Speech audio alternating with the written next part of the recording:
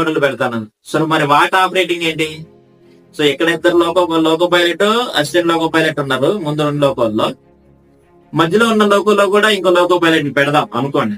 వెనక ఉన్న దాంట్లో కూడా లోకో పైలట్ పెడదాం అనుకోండి. అప్పుడు ఏం జరుగుతుందంటే, ఇప్పుడు ఫస్ట్ ఉన్న లోకోమోటివ్ లో ఉన్న లోకో పైలట్ నాచ్ ఆపరేట్ చేసినప్పుడు సేమ్ వెనకాల ఉన్న లోకో పైలట్ కూడా వాటిని సింక్రనైజ్ చేయాలి.